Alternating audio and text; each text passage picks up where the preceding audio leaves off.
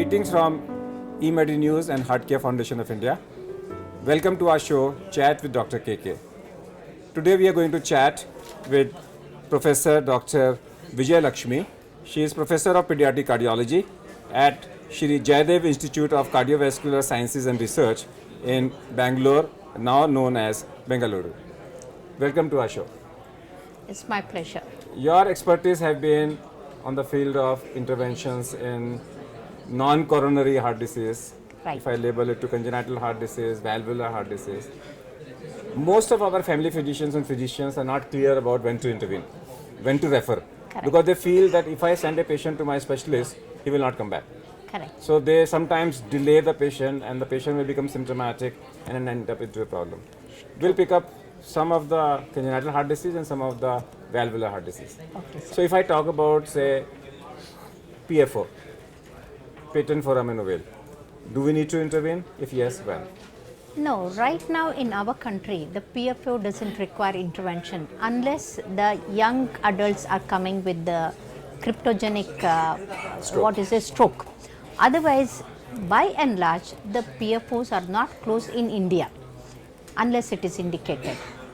So PFO only if you are presenting with a refractory, Any embolism or stroke or where you are not finding any cause. Yeah, cause. In that case, if you find Yes. a PFO, you may likely close it. Only then. That's Otherwise, one. we are not. So atrial septal defect. Atrial The hole septal in the defect, atria. atrial septal defect, it all depends on where it is.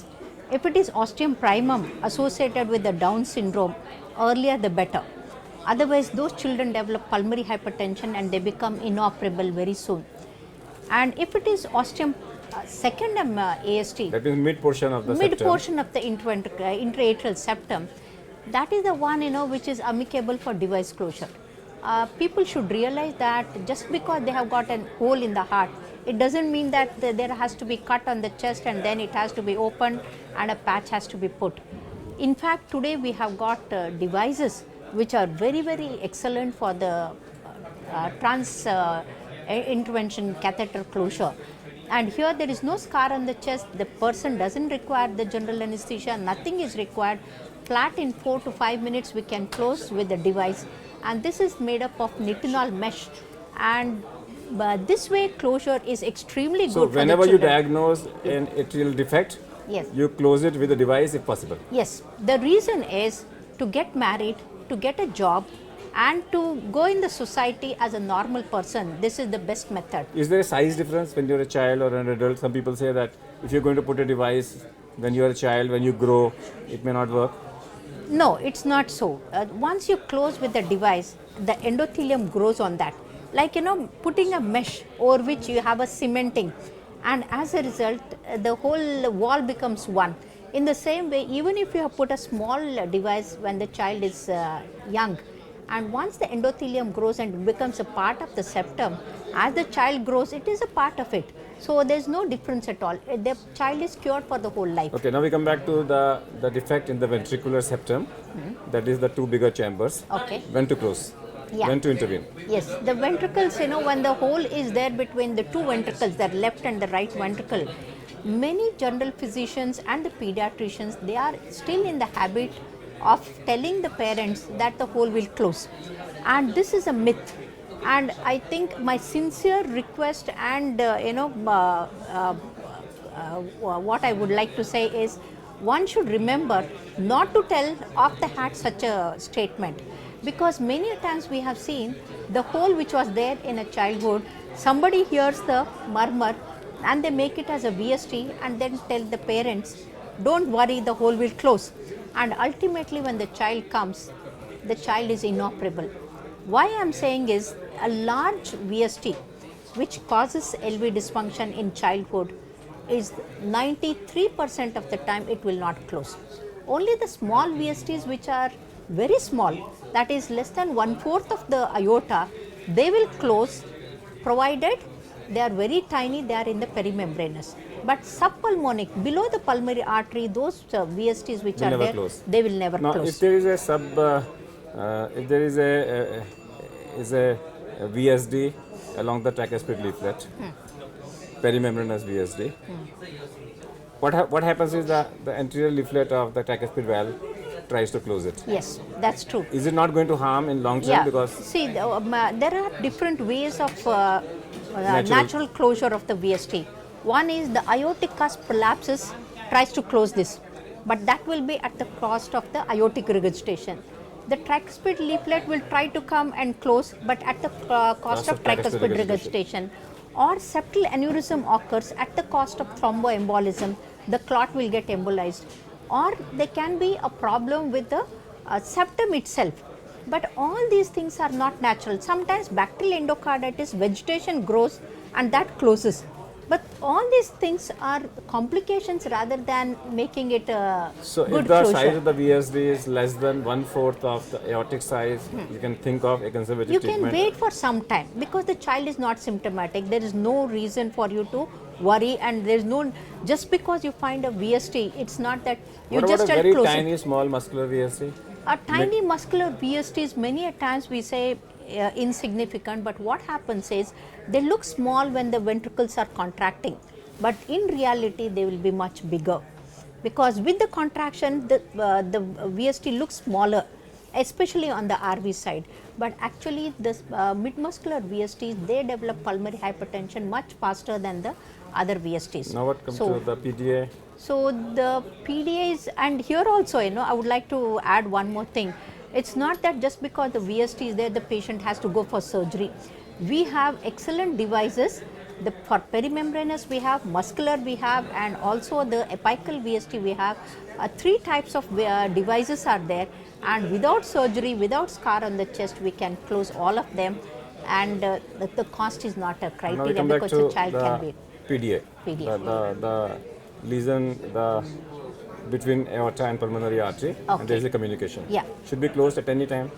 See, whenever there is a communication between the aorta and the pulmonary artery, normally the mother's placental blood goes through the ductus arteriosus, and that supplies to the whole body.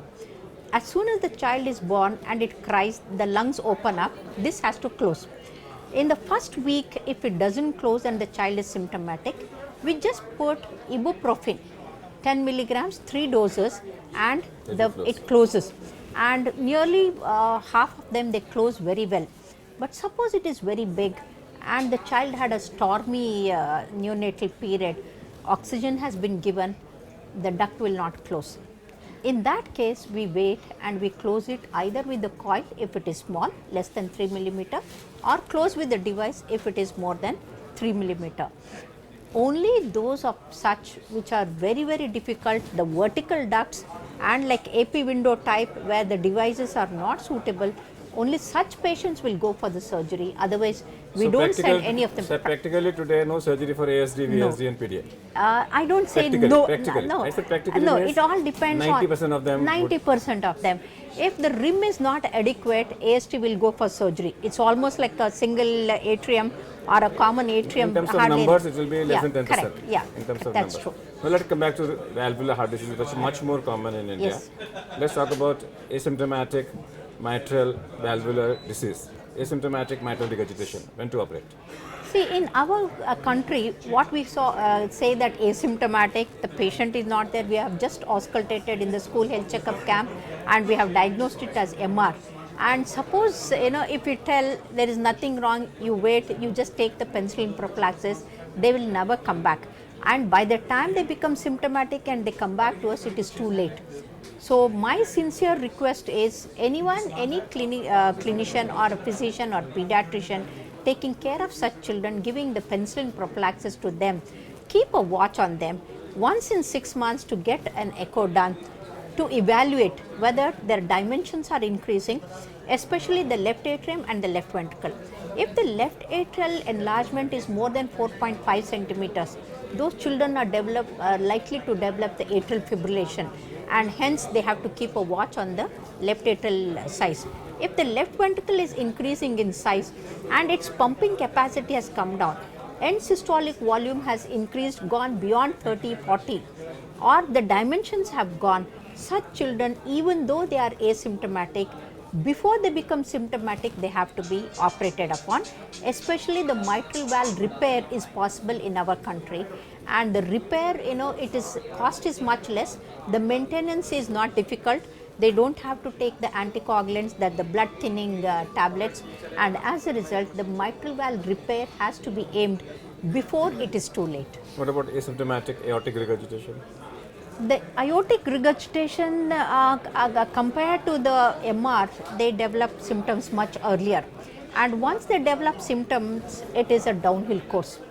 Once they start the symptoms, whether it's a chest pain or exertional dyspnea or whatever it is, they just go down within 2 to 5 years, they reach the end. So here one has to keep a watch on the pulse pressure and then the LV dimensions, and once the LV dimensions is more than 5.5 in children, we have to evaluate for them for the repair. But the only problem is the repair in mitral valve is possible, but aortic valve it is very difficult. Very few surgeons are there who are capable of repairing. And another thing is, if the annulus is very small, the smallest valve, the artificial valve that we have is 19 millimeters, and if the child is too small and it is 16, 17, 18, then this big valve cannot be put there, and such children they'll have to put a trans aortic patch and then make it wide, and that's a very big procedure. So they're better to maintain the child with the AC inhibitors and the diuretics till the child grows enough till the child grows and the annulus grows, and once the frame is bigger and the bigger device, I mean the valve can be put, then that is the best thing. What about the stenotic lesions, mitral stenosis and aortic stenosis? Yeah, mitral stenotic, I have done, the youngest is 5 years old, balloon dilatation. The stenotic lesions are extremely, they yield very well to the balloon dilatation, whether it's a juvenile mitral stenosis or the aortic stenosis. For example, I am telling you, age is no bar for the balloon dilatation. I had a 14-hour-old baby. That means the hydros fetalis, the child was bloated and the pressure was not up, and with the inotropes, with the ventilation, the child was not coming out, and I put the balloon, and just 3.5 millimeter balloon, and the child is now 3 years and doing very well. So age is no criteria, annulus is no criteria. Whatever may be the stenotic lesion, we can open up very well. That means if you diagnose rheumatic mitral stenosis, and if it is non-calcific, open with the balloon. Yeah, most often in children it is non-calcific only. What about aortic stenosis? Aortic stenosis, right from birth, the pinpoint aortic stenosis, like I told you, hydrops fetalis, to even older, non-calcific aortic valve we can open. But the problem is in older patients like 40, 50, 60 years, instead of balloon dilatation, we prefer to do the valve replacement rather than the balloon dilatation. So balloon dilatation, aortic valvoplasty is preferable in children, but exception to this is a woman is pregnant and she has got a severe aortic stenosis and the surgeon cannot do anything, and in such patients, we have to do the balloon dilatation and make her safe, like a safe rescue, bridge to the rescue. Yeah. So my one or two simple unrelated questions. That if you met the chief minister of your state, yeah. What will you do to the medical profession? See, this is a very interesting and very important question, because I have given the feedback to our, in our government, and they have taken care of all the suggestions that I have given. All the school children, it has to be free treatment, and it has been done in Karnataka. Now, irrespective of what it is. So, all the school children have to be screened for the health, and whatever may be the problem, completely free treatment to be given to all the children. Rheumatic fever control program has to be established, and it has to be implemented strictly, because it's a preventable, basically preventable condition. And all the children should get rubella vaccine, which costs just 32 rupees. So that will give immunity to the mother as well as the future child, and the blindness and the heart diseases can be prevented. So the rubella vaccine must be made compulsory. It is not there in the national program, but it has to be included in that. And the health and the hygiene should be given the utmost importance. Most of the children, they are getting educated, but the health is neglected. Apart from that, the nutrition is extremely important. Here, I would like to bring to the notice the many governments are giving egg to the children, which is highly risky. because one egg contains 250 milligrams of cholesterol, and what the children require just 100 milligrams of cholesterol. And every time we go on pumping so much of cholesterol into the system, what will happen to the future of our children has to be thought of, because the plague starts as early as 2 years, and in the school age if we go on putting this, it's very bad. So instead of that, I suggest that the banana, milk and other nutritions like the groundnuts must be given, and nutrition must be taken care of for the children. My last And thing is, if you and want, apart from that, the bad habits like smoking and alcohol are learnt in the school and the college age. And as a chief minister, I will see that it is banned, It is banned. from anywhere near school or colleges. These things must not be given. And so also the Coca-Cola, Pepsi, which is extremely dangerous to the health of our children, and that can be a precursor to the diabetes and also the metabolic syndrome in the future. if you would not have been a doctor, what you would have been?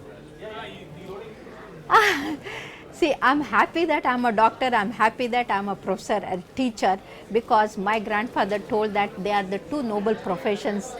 And I don't know, whatever I would have been, I feel that it has to be truthful and honest. Whenever we do any work, honestly, any work is good enough. Any work is good enough. What Professor Vijaylakshmi has said is that if she is the chief minister of her state, she will make sure that rubella vaccination is included as a part of national program, and the Rheumatic eggs fever control. being given to the children, she will try to take them away, because that's not a good practice.